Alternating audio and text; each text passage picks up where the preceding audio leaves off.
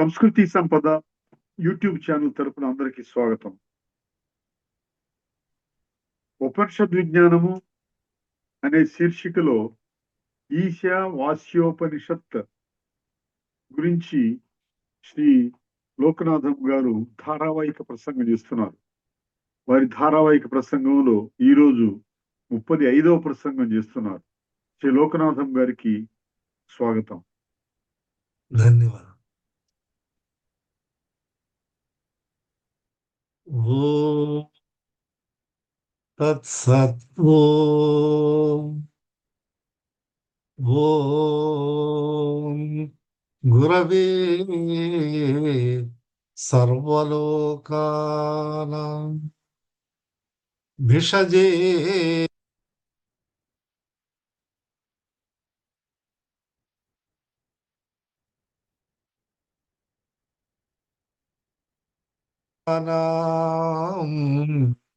దక్షిణామూర్తయే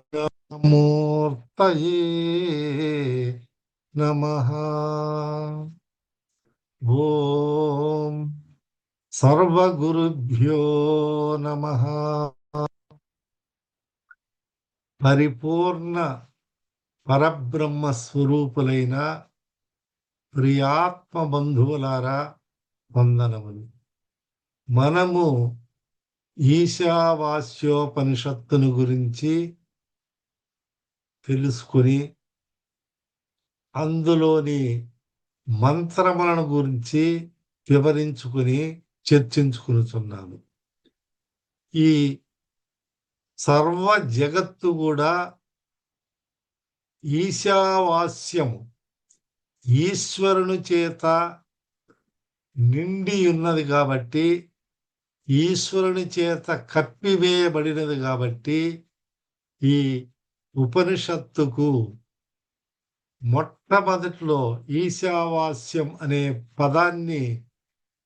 పదములతో ప్రారంభించారు. కాబట్టి ఈ ఉపనిషత్తుకు ఈశావాస్యోపనిషత్తు అని, అదేవిధంగా సంహితలలో 40వ అధ్యాయంలో ఆఖరి సంహితలో ఉన్నటువంటి వాజస్నేయ సంహిత ఉపనిషత్తు అని కూడా దీనికి మరి ఒక పేరు ఉన్నదని మనం తెలుసు.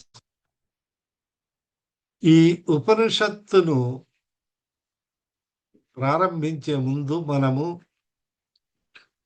శిష్టాచారమై శాంతి మంత్రమును పఠిస్తారు.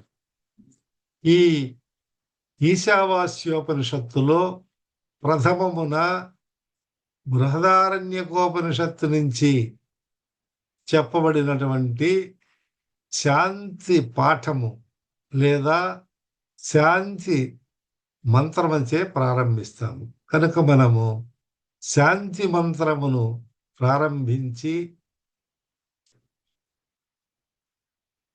మంత్రములను చెప్పుకుంటాము. ఓం పూర్ణమదః పూర్ణమిదం పూర్ణాత్ పూర్ణముదచ్యతే పూర్ణస్య పూర్ణమాదాయ పూర్ణమేవావశిష్యతే. ఓం శాంతి శాంతి శాంతి అని శాంతి శాంతి శాంతి ఈ త్రివిధ రకములైనటువంటి శాంతి చేకూరుగాక శాంతి పాఠంలో ఆఖరిగా చెప్పుకున్నాం. ఇక్కడ మనం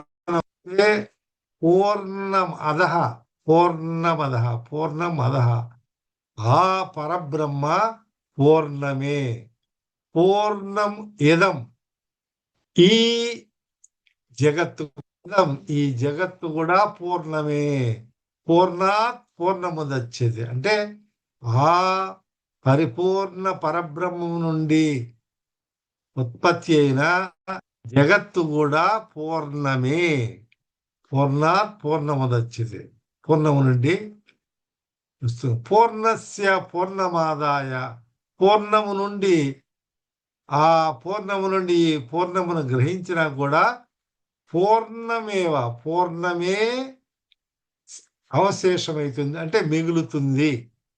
అంటే ఈ మొదటి మంత్రము శాంతి పాఠములో చెప్పినటువంటి మంత్రములోని భావాలనే తదుపరి ప్రథమము మంత్రములో చెప్తున్నారు.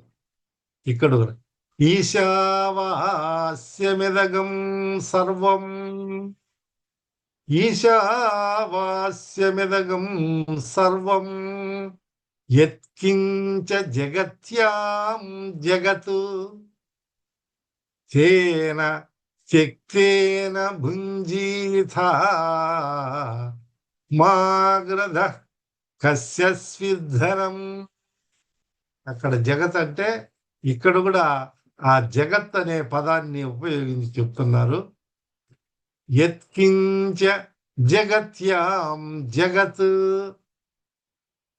అంటే మనము పద విభావం పద పరిచ్ఛేదము చేసుకుంటే ఈశా వాస్యం ఇదం సర్వం యత్కించ జగత్యాం జగత్ తేన త్యక్తేన భుంజీత మా గృధః కస్య స్విత్ ధనం అని ఈ పద పరిచ్ఛేదములో, అంటే మరి తాత్పర్యంగా టీకా తాత్పర్యంగా మనం చెప్పుకోవాలంటే ఆ పదాల యొక్క పొందికను మనము మార్చుకొని అర్థవంతంగా శ్లోకంలో చెప్పినటువంటి ఛందోరూపమైనటువంటిది మనము సరైనటువంటి క్రమంలో పెట్టుకుంటే అర్థము బాగా అవగాహన కలుగుతుంది. అందుకని జగత్యాం ఈ బ్రహ్మాండ భూమి యందు, ఈ జగత్యాం అంటే అఖిలాండ కోటి బ్రహ్మాండములన్నిటి యందు కూడా ఈ చతుర్దశ భువనాలు అంటారే ఈ విశ్వమందు, ఈ చతుర్దశ భువనాలందు కూడా యత్కించ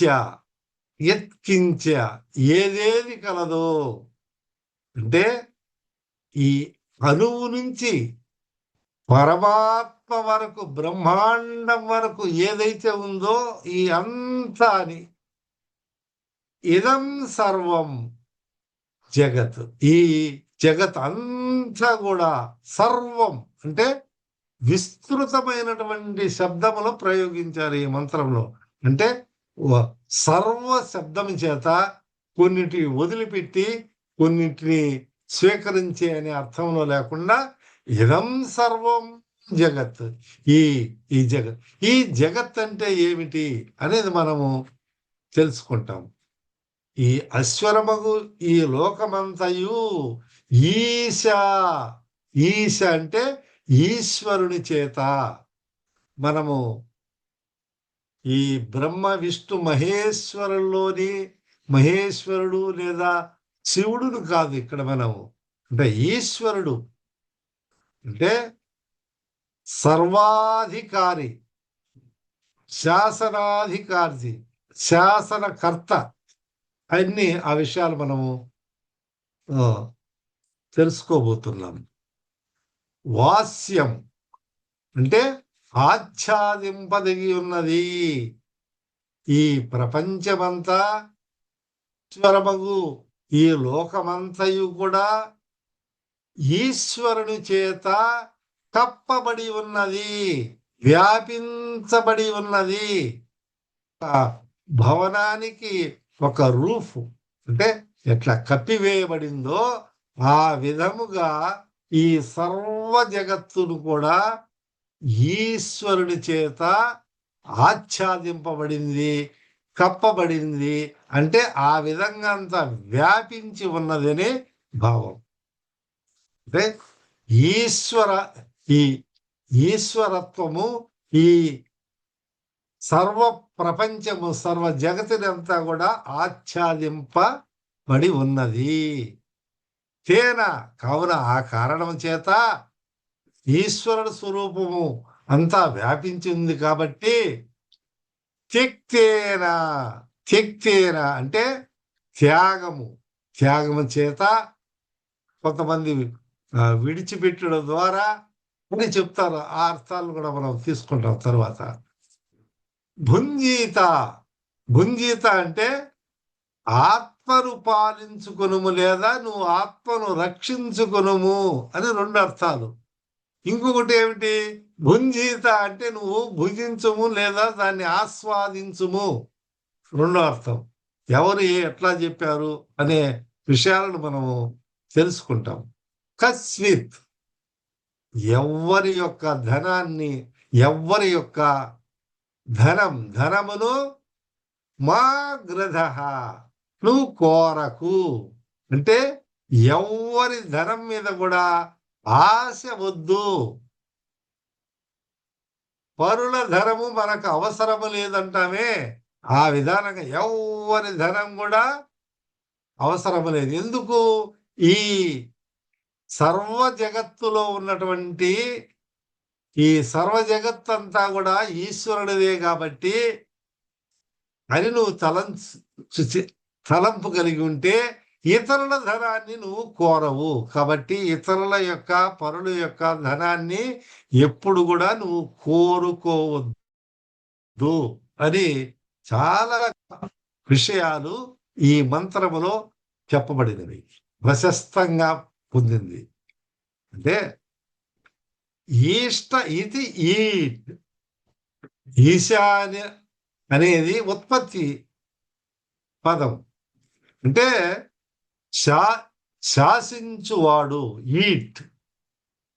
ఈష్ట ఇది ఈట్ అంటే ఈయన ఈ ఈశాన్య శాసిస్తున్నాడు. కంట్రోలింగ్ అండ్ కమాండింగ్ పవర్ అంటవే సూపర్ కమాండింగ్ అండ్ కంట్రోలింగ్ అంటే కమాండ్ చేస్తున్నాడు, కంట్రోల్ చేస్తున్నాడు, నియంత మరి శాసిస్తున్నాడు. అంటే సర్వాధికారి అయి ఉన్నాడు. ఎవరు? ఈశ్వరుడు. అటువంటి వాడి ఈట్ అని చెప్పబడినది. అతని చేత ఆ ఈశ్వరుని చేత ఆచ్ఛాదింపదగినది లోకం కాబట్టి ఏంటి బాగా అర్థం చేసుకోండి, వినండి. ఈ ఈ ఈ మంత్రము వినే వాళ్ళకు ఎంతో మహాపుణ్యము, ఈశ్వరానుగ్రహము అనేది వస్తుంది. అంటే ఈ ఈశుని చేత, ఈశ్వర ఈశ్ ప్లస్ వర అంటే ఈ శబ్దము, ఈ గుణం ఈశ్వర. ఆ ఈశ్వరుడి చేత ఈ జగమంతా కూడా ఎత్కించ జగత్యాం జగత్, ఈ అణువు నుంచి ఈ అణువు నుంచి మొత్తము బ్రహ్మాండం వరకు నిండి ఉన్నటువంటి సకల భువనాలు సర్వము కూడా ఈశ్వరుడి చేత ఆచ్ఛాదించబడి ఉన్నది. అందువల్ల ఈశావాస్యం అని చెప్పబడింది. ఆ ఈశావాస్యం అనే దానిని బట్టే ఇక్కడ ఈశావాస్యోపనిషత్ అని పేరు వచ్చినదని మనం తెలుసుకున్నాం. అంటే ఇప్పుడు మనం తెలుసుకోవాల్సినది ఏమి? జగత్తు, లోకము. మనం తెలుగులో అంటాము జగత్, జగతి అంటాము, జగత్తు అని కూడా మనం వాడతాం. జగత్ జాయతి ఇది జంచ, గచ్చతి ఇది గంచ. ఈ 2 పదములను కలిపితే జగత్ అంటే అది కదులుతూ పుట్టి పరిణామం చేత గతించిపోతూ ఉంటుంది, పుడుతూ ఉంటుంది, గతించిపోతూ కూడా ఉంటుంది. కాబట్టి ఈ జగత్ అనేది ఫినామినల్ వరల్డ్ అంటాం మనము. అంటే పుట్టి మారిపోతా ఉంటుంది. ఈ నామరూపాత్మకమైనటువంటి జగత్తంతా కూడా మారుతూ ఉంది. పుట్టినప్పుడు ఎట్లా ఉందో అట్లే లేదు. పరిణామ క్రమములో అనేక రూపాలుగా అనేక మార్పులు కూడా చోటు చేసుకున్నటువంటి సందర్భాలను మనం చూస్తున్నాము. ముందు కాలంలో మనం చిన్నప్పుడు చూసినటువంటి జగత్తులో ఈ లోకములో ఉన్నటువంటి వృక్ష సంపద, కొండలు గాని ఇవన్నీ గాని ఇప్పుడు లేదు. అప్పుడు పచ్చగా ఉండేది. నెలకు సకాలానికి వర్షాలు ఎన్ని కురిసేది. అవును గదా! ఆ విధంగా ఈ పర్వతాలమయమై ఉన్నటువంటి కొండలు అంతా పర్వతాలతో నిండబడి ఉండేది. అట్లనే గూడా ఈ హైదరాబాద్ నగరం గూడా తీసుకుంటే ఒకప్పుడు ఇవన్నీ మొత్తము రాళ్ళు, గుండ్ల పైన గుండ్లు ఇవన్నీ ఉండేది. ఇప్పుడు ఏమైనాయి ఇవన్నీ?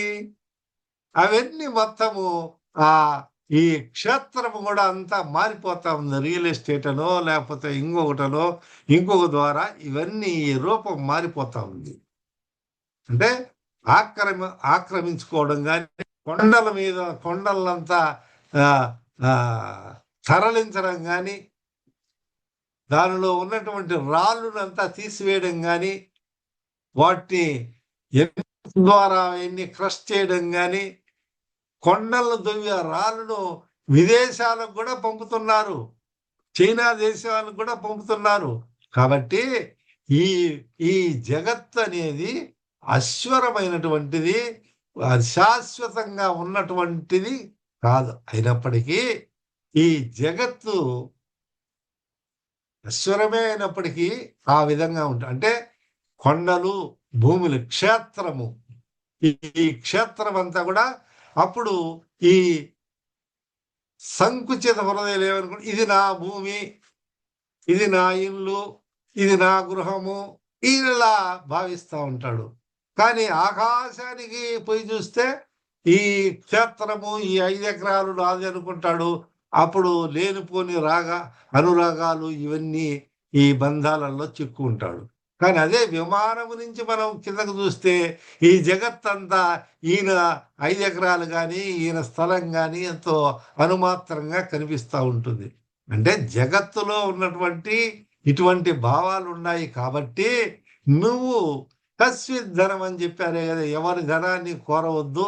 నీ దాన్ని నీ ధనం అని నువ్వు కూడా అనుకోగాకు. ఇదంతా పరమేశ్వరుని యొక్క ధనము అని చెప్పబడుతున్నది. అంటే ఈ పరిణామములో ఎన్నో మార్పులు జరుగుతున్నాయి.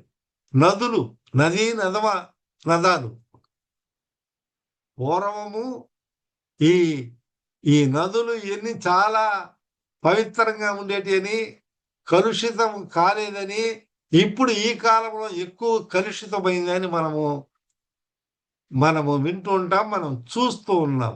ఇదివరకు గంగా నదిలో అంటే ఏ హరిద్వారో, వారణాసో, ఈ కాశీ ప్రదేశంలో చూస్తే అక్కడ చాలా పవిత్రమని అక్కడ ఆ విధంగా ఉంది. కానీ ఇప్పుడు గంగా నదిని గూడా ప్రక్షాళన చెయ్యండి అని చేస్తున్నారు గూడా.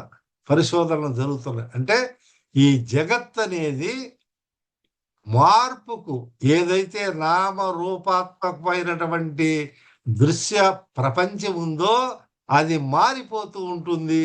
స్థిరంగా అనేది ఉండదు. మార్పుకు లోనైతూ ఉంటుంది. అటువంటిదే జగత్. అంటే వచ్చి పోతా ఉంటది. కదులుతూ ఉంటుంది, తెలుస్తూ ఉంటుంది, పోతూ ఉంటుంది అనే భావాన్ని మనము తెలుసుకుంటాం. ఇప్పుడు గంగా నది ఈ ఈ ఈ గంగా అట్లే ఇతరమైనటువంటి నదులు. ఈ నదులను గూడా ఆనకట్టలు అయన్నీ కట్టేసి, ఆ కట్టిన దానివల్ల కొన్ని ఆక్రమించుకున్న దానివల్ల ఆ నదుల్లో గూడా నీరు లేకుండా అవన్నీ ఎడారులైనటువంటి కొన్ని భూములుగా మారి లేదా ఈ అడ్డు కట్టలు ఎన్ని కట్టేదాని వల్ల అవి గూడా మారిపోయినాయని మనం చూస్తున్నాం. అంటే ఒక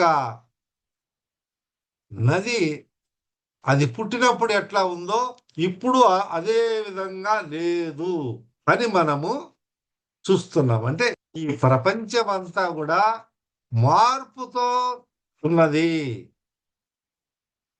అయినప్పటికీ కూడా అంతా కూడా ఈ ఈశ్వరుని చేత వ్యాపించబడింది, ఆచ్ఛాదింపబడి ఉన్నదని మనం తెలుసుకోవాలి. ఈ భూమి యందు అనగా లోకన్నిటి యందును ఈ చరాచరమైనటువంటి అశ్వరమగు ఏ ఏ వస్తువులు కలవో అది అంతయు కూడా పరబ్రహ్మ స్వరూపమును మాయోపాధి వలన ఈశ్వర కర్తృత్వం గల ఈశ్వర స్వరూపంగాను ఆ పరమేశ్వరుని చేత ఆచ్ఛాదింపదగి ఉన్నది అని మనము తెలుసుకుంటున్నాం. అంటే ఇప్పుడు ఈ పృథివీ ఈ పృథివీ ఈ క్షేత్రం నాది, ఇది నా ఇల్లు, ఇది నాది, ఇదంతా అన్నప్పుడు ఈ భావ అహంకారం మమకారములు పుట్టి దానివల్ల పతితుడు అవుతుంటాడు. అంటే అట్లా కాకుండా ఇదంతా ఈ క్షేత్రము ఇదంతా కూడా ఈశ్వరుడు సొత్తు అని ఎప్పుడైతే భావిస్తాడో అతనిలో విశాలమైనటువంటి దృక్పథము, విశాల భావాలు కలుగుతాయి. అట్లనే మనము ఈ జలం, ఆకాశం ఉంది, జలం ఉంది, ఇవన్నీ కూడా అంటే ఈశ్వర భావాన్ని కలిగి ఉండవాలి అంటాడు. ఇప్పుడు నదులు ఉన్నాయి, నదుల్లో మనం స్నానం చేస్తాము. అంటే నీటిలో ఈ పంచభూతాత్మకమైనది కదా ఈ ప్రపంచము. అప్పుడు స్నానం చేసేటప్పుడు ఏ హరిద్వారం నుంచో వచ్చి ఇక్కడ గోదావరి నదిలోనో లేదా కృష్ణా నదిలోనో కొంతమంది స్నానం చేస్తారు. ఇక్కడి నుంచి పోయి వారణాసిలోనో హరిద్వారంలోనో అక్కడికి పోయి ఆ గంగా నది అక్కడంతా పుణ్యక్షేత్రాలు, పుణ్య నది తీర్థములని స్నానం చేస్తూ ఉంటారు. మీరు అడిగి చూడండి, అక్కడి నుంచి ఆ కాశీ హరిద్వారం నుంచి వచ్చి మన ఈ వచ్చి విజయవాడ దగ్గరనో లేకపోతే ఇంకా గోదావరి నది ప్రాంతంలో స్నానం చేసే వాళ్ళను అడిగితే మీరు గంగా నదిలో స్నానం చేయరా అంటే వాళ్ళు మేము బాత్రూంలోనే మా ఇంట్లో చేస్తూ ఉంటారు. అంటే భేదభావము అక్కడ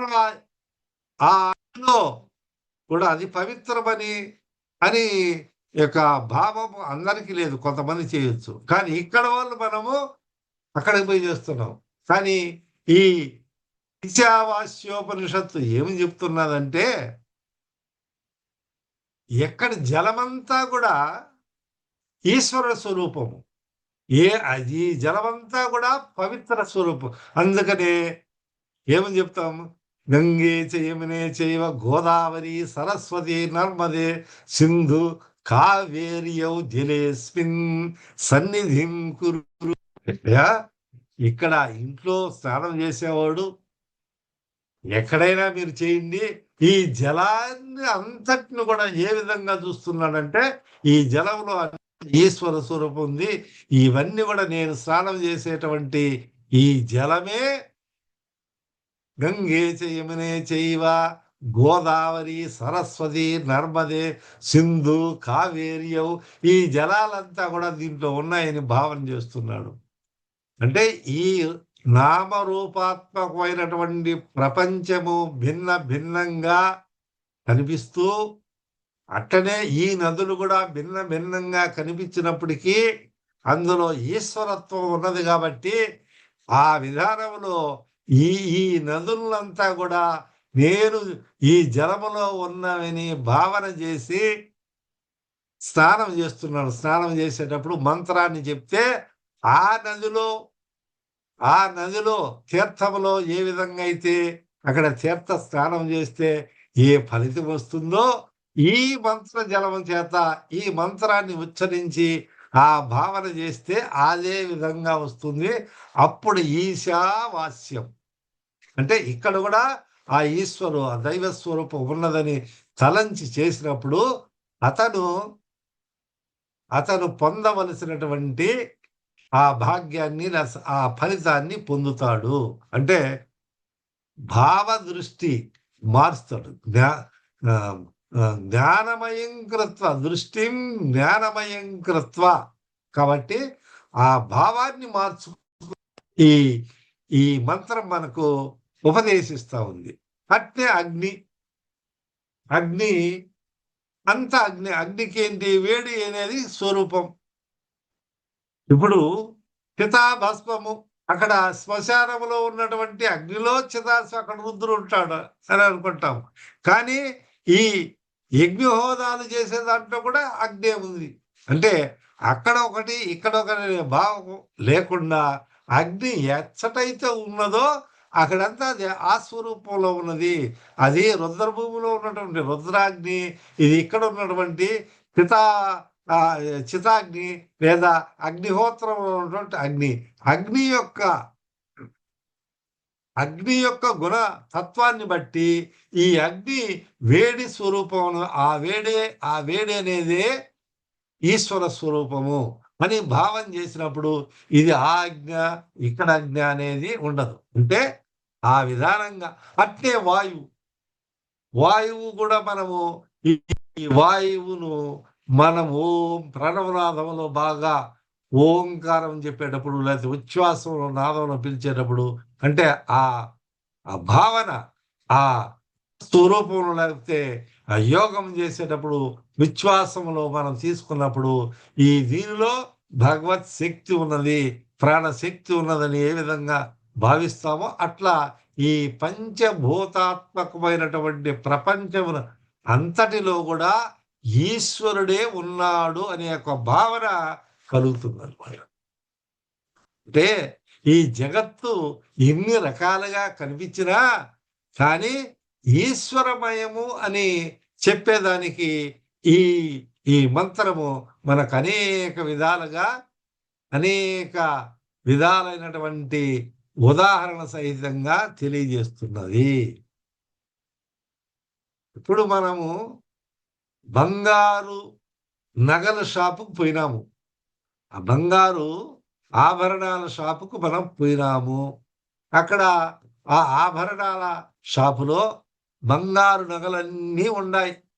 ఇటువైపు గోడకు ఈ సైడు మొత్తము వ్యాపించి ఉన్నాయి. అంత బంగారు నగలు, చేతికి వేసుకుండే గాజులు, ఉంగరాలు, ముక్కు పెట్టుకునే ముక్కు పుడగలు, కంఠహారాలు, నెక్లెస్లు, ఏవో రకరకాలైనటువంటి నాను, ఈవెన్ భుజకీర్తులు, చెవులకు పెట్టుకునే రింగులు, కమ్మలు, అట్టే కాళ్ళకు పెట్టుకునే గొలుసులు, వడ్డానము, ఇవన్నీ ఏమిటి? ఆభరణాలు, బంగారుతో చేయబడినటువంటి ఆభరణాలు. కానీ ఇవన్నీ నానాత్మంగా నానా రూపం, అంటే రూపము నామము. ఇది ముక్కు పొడుక, ఇది కమ్మ, ఇది వడ్డానము అని ఆ బంగారుతో చేయబడినటువంటి వస్తువుకు అన్ని పేర్లు ఉన్నాయా? ఉన్నాయి. అంటే అట్లా నానాత్వం ఉన్నప్పుడు నాకు ఇది ఇష్టము, లేకపోతే ఈ కమ్మలు బాగున్నాయి, లేకపోతే ఈ నగ నాకు ఇష్టమని అనుకుంటున్నాడు. వ్యక్తులు మన బంగారు నగల షాపుకు పోయినప్పుడు ఇది నాకు నచ్చింది, ఇది నచ్చలేదు, ఇది బాగుంది, వీళ్ళు ఎంపిక చేసుకుంటారు. సెలక్షన్ అంటారే, సెలెక్ట్ చేసుకుంటారు దానికి 4 సార్లు పోయి తిరిగి. కానీ ఎవడైతే ఇవంతా బంగారు, ఈ ఆభరణాలంతా కూడా దేంతో చేయబడింది? బంగారు. ఎన్ని మనం కరిగించినా దీంట్లో ఈ వస్తువులు ఇన్ని రకాలైనటువంటి ఈ ఆభరణ షాపులో ఉన్నది అంతా కూడా బంగారే, ఒక బంగారు. ఈ బంగారుతో ఇన్ని రకాలుగా కనిపిస్తున్నాయి. అట్లనే ఈ నామరూపాత్మకమైనటువంటి ప్రపంచం అంతా కూడా ఈశ్వరుడే. ఆయనే ఈశ్వర భావంతో చూశారనుకోండి, అప్పుడు భేదం ఉండదు, ఒకే భావంతో.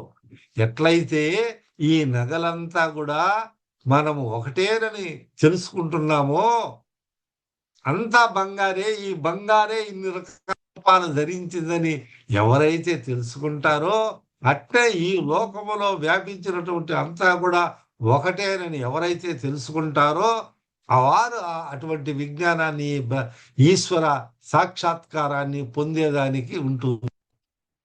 మరి ఒక కర్రతో చేశారండి. కర్రతో ఏనుగు బొమ్మ, ఒక కర్ర తీసుకొని దాన్ని శిల్పి ఏనుగు మాదిరి చెక్కినాడు. ఆ పిల్లవాడు ఏమనుకుంటాడు? ఇది ఏనుగే అంటాడు. లేకపోతే ఏ బొమ్మ చేస్తే ఆ బొమ్మే అని అతను భావిస్తాడు. కానీ పెద్దవాళ్ళు ఏమనుకుంటాము? అది ఏనుగు అనుకుంటావా? అది బొమ్మ అనుకుంటాం. అది ఏమనుకుంటాము? బొమ్మ. కాదంటే కర్రే అంటాం. యదార్థం ఏంటి? అది కర్రే, అది కొయ్యే, అది ఒక చెక్క నుంచి తయారు చేసినారు. ఏనుగు అక్కడ లేదు. కానీ పిల్లవాడు ఇది ఇది ఏనుగు అనుకుంటాడు. అట్లా విజ్ఞాన దృష్టితో చూసినప్పుడు ఈ సర్వ ప్రపంచము, సర్వ జగత్తంతా కూడా ఈశ్వరుడే. ఈశ్వరుని చేత ఇది శాసించబడుతున్నది. ఆ ఈశ్వరుడు అంటే ఎవరు? ఆయన యొక్క అధికారాలు ఏమిటి? అన్ని విషయాలు కూడా మనము తదుపరి మున్ముందు మనం తెలుసుకుంటాము. కాబట్టి హరి ఓం తత్సత్వం.